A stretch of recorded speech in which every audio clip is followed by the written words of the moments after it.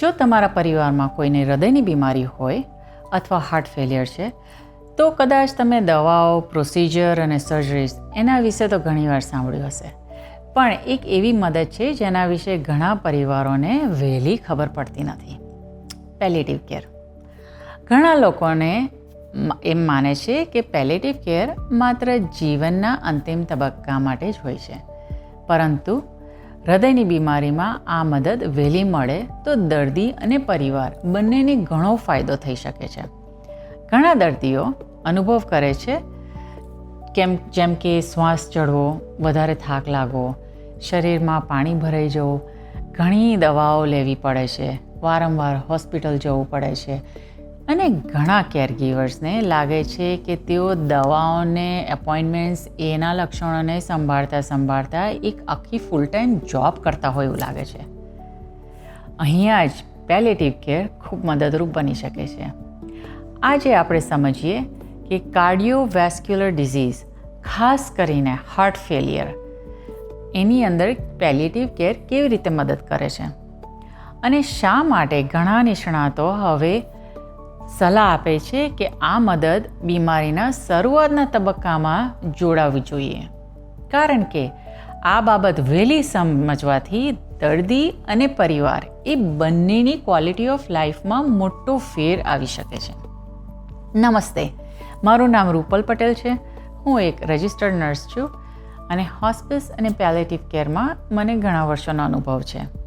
આ ચેનલ પર આપણે ગંભીર બીમારીઓ, કેરગિવિંગ અને પરિવાર આ મુશ્કેલ બીમારીઓ સાથે કઈ રીતે સંભાળ લઈ શકે એની વાત કરીએ.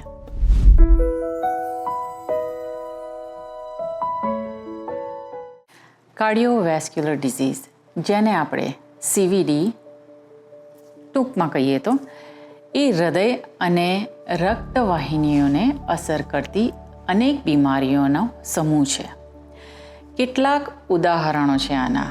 Four example, heart failure, coronary artery disease, peripheral artery disease, valvular heart disease, arrhythmias એટલે કે તમારું હાર્ટ ધક ધક ધક ધક થતું એવું તમને લાગે, એઓર્ટિક ડિઝીઝ, સેરિબ્રલ વેસ્ક્યુલર ડિઝીઝ જેને કે આપણે સ્ટ્રોક કહીએ છીએ, રૂમેટિક હાર્ટ ડિઝીઝ, કન્જેનિટલ હાર્ટ ડિઝીઝ, કાર્ડિયોમાયોપેથીઝ કે જેમાં હાર્ટની અંદર ઇન્ફેક્શન થાય છે. ઘણા વખત એક જ દર્દીમાં આ એકથી વધુ બીમારી એકસાથે જોવામાં મળે છે અને એના લીધે સારવાર ઘણીવાર ખૂબ જ ડિફિકલ્ટ બની જાય છે, બહુ જ કોમ્પ્લેક્સ બની જાય છે. આ સમસ્યાનું પ્રમાણ સમજવા માટે થોડા આંકડાઓ ઉપર નજર મારીએ. જે લોકોને હાઈ બ્લડ પ્રેશર નથી તેવા લોકોમાં લગભગ 10% લોકોને કાર્ડિયોવેસ્ક્યુલર ડિઝીઝ હોય છે, પણ જેઓને હાઈ બ્લડ પ્રેશર હોય છે તેઓની સંખ્યા લગભગ 40% સુધી પહોંચી જાય છે. અને માત્ર અમેરિકામાં જ લગભગ રોજના 2000 માણસો આ કાર્ડિયોવેસ્ક્યુલર ડિઝીઝને કારણે મૃત્યુ પામે છે. પરંતુ મૃત્યુદર સિવાય દર્દીઓને જે દૈનિક લક્ષણોનો ભાર સહન કરવો પડે છે તે પણ ખૂબ મોટો હોય છે. ઘણા દર્દીઓ અનુભવ કરે છે વધારે પડતો થાક, શ્વાસ ચઢવો, વારંવાર હોસ્પિટલમાં દાખલ થવું, ઘણી દવાઓ લેવી જેને કે પોલીફાર્મસી કહે છે.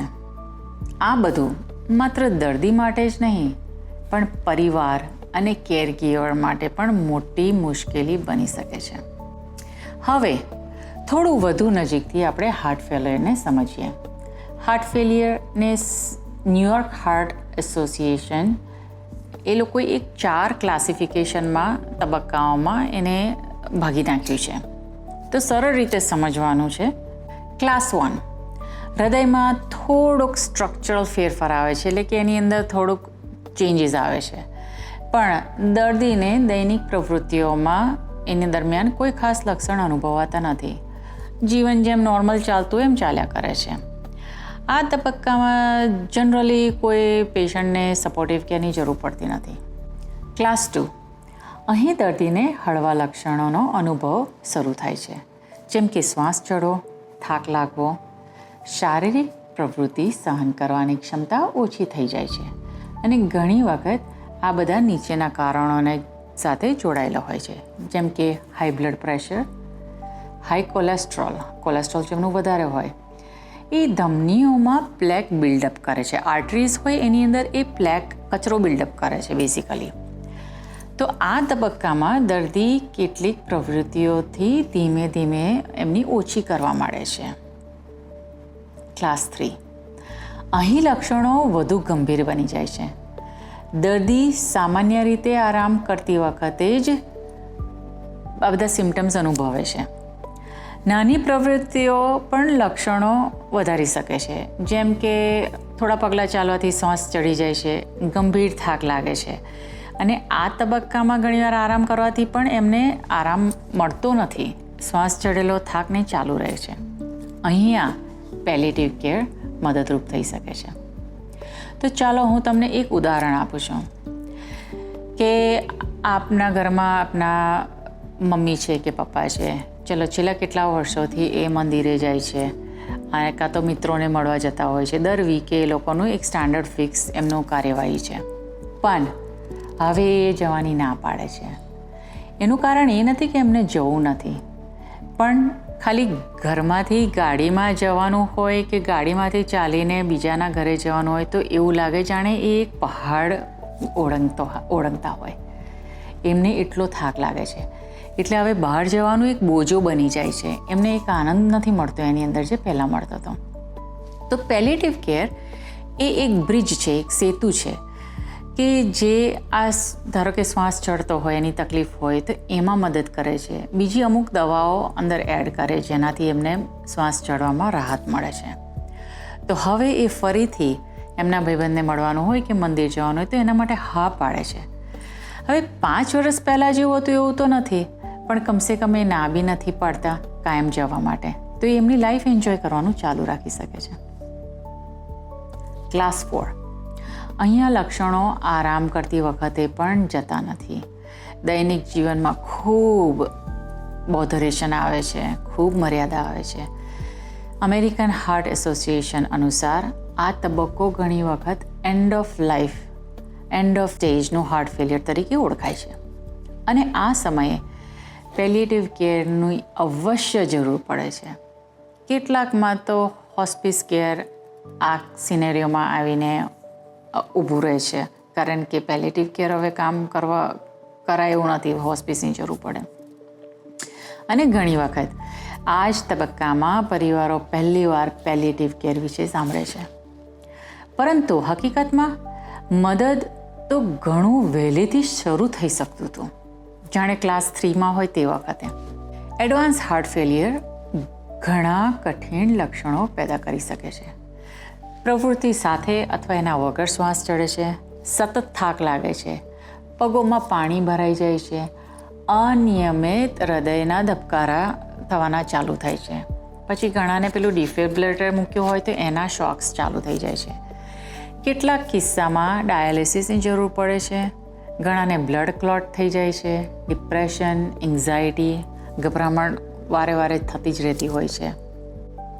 આ બધા શારીરિક અને માનસિક જે બધા સિમ્ટમ્સ છે એ ધ્યાનમાં રાખીને અમેરિકન હાર્ટ એસોસિએશને 2025માં લાસ્ટ યર એક સાયન્ટિફિક સ્ટેટમેન્ટ બહાર પાડ્યું છે, જેમાં સલાહ આપવામાં આવી છે કે પેલિએટિવ કેરને હાર્ટ ફેલિયરના સમગ્ર જર્ની દરમિયાન એને સામેલ કરવું જોઈએ, માત્ર અંતિમ તબક્કામાં નહીં.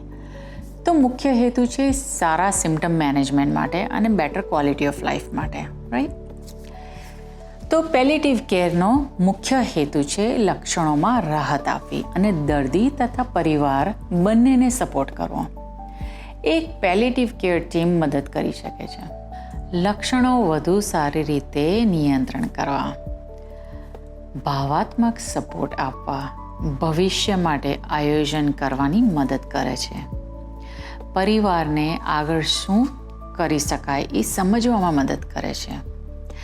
તેઓ પરિવારોને કમ્યુનિટી રિસોર્સિસ સાથે પણ જોડે છે, જેમ કે ટ્રાન્સપોર્ટેશનની જરૂર પડે, સારા હેલ્ધી ફૂડ ચોઇસીસ અને ફૂડનું એક્સેસ મળે એના માટે, housing support, care giver support programmes. સરળ શબ્દોમાં કહીએ તો તેઓ માત્ર બીમારી નહીં પણ બીમારી સાથે જીવતા વ્યક્તિ ઉપર ધ્યાન આપે છે. અને ઘણા પરિવારો પછી કહે છે કે એમને આ મદદ વિશે વહેલી ખબર પડી હોત તો બહુ સારું રહેત. તો પ્રશ્ન છે, પેલેટિવ કેર ક્યારે સામેલ કરવો? જવાબ છે, જ્યારે લક્ષણો દૈનિક જીવનને અસર કરવા લાગે ત્યારે. તો શ્વાસ ચડવો, એનર્જી લેવલ ઓછી થવી, એ રોજિંદી પ્રવૃત્તિઓમાં જ્યારે મુશ્કેલી આવવા લાગે તે વખતે પેલેટિવ કેર વિશે પૂછવાનું તે કમ્પ્લીટલી યોગ્ય છે. ધારો કે ક્લાસ 3ની અંદર એક્ઝામ્પલ છે. તો તમારે ક્રાઇસિસની રાહ જોવાની જરૂર નથી. ઘણી વખત વહેલું પૂછવું જ સૌથી મોટી મદદ બની શકે છે. તો આજના એપિસોડમાં આપણે મુખ્ય રીતે હાર્ટ ફેલિયર વિશે વાત કરી, જે કાર્ડિયોવેસ્ક્યુલર ડિઝીઝની મહત્વપૂર્ણ સ્થિતિમાં એક છે. તો આવતા એપિસોડમાં આપણે સમજીશું કે બીજી કાર્ડિયોવેસ્ક્યુલર કન્ડિશન્સ વિશે પણ કઈ રીતે પેલેટિવ કેર તેમાં મદદરૂપ થઈ શકે છે. મેં પરિવાર માટે એક સરળ હાર્ટ ફેલિયર સિમ્ટમ ટ્રેકર બનાવ્યું છે, એક લોગ જેવું બનાવ્યું છે, જે તમે nursrupal.com પરથી ડાઉનલોડ કરી શકો છો. તે તમને ઘરે ખરેખર શું ચાલે છે એ ટ્રેક કરવામાં, લખવામાં અને એ પ્રેઝન્ટ કરવામાં મદદ કરશે. ઘણા કેરગીવર્સ શું કરે કે આ ટ્રેકરનો ઉપયોગ કરે છે અને પછી જ્યારે ડૉક્ટર પાસે જાય ત્યારે એમને બતાવે તો ડૉક્ટરને ખ્યાલ આવે કે રોજ તમારે ઘરે તમને શું સિમ્ટમ્સ અને શું ચાલી શકે છે. હવે એના આધાર ઉપર તમારા ડૉક્ટર દવાઓમાં ફેરફાર કરશે અને જો લાગશે કે અહીંયા પેલેટિવ કેરની જરૂર છે તો એ તમને સલાહ આપી શકે. જો આ વિડીયો તમને મદદરૂપ લાગ્યો હોય તો તેને સેવ કરજો, જેથી પાછા ફરીને એ જોઈ શકો. અથવા તો જો કોઈ પરિવાર સાથે જેને કે આની જરૂર હોય એની સાથે શેર કરો, જેમના ઘરમાં હાર્ટ ફેલિયરનો દર્દી હોય. તો હવે આપણે મળ્યા નેક્સ્ટ ટાઈમ.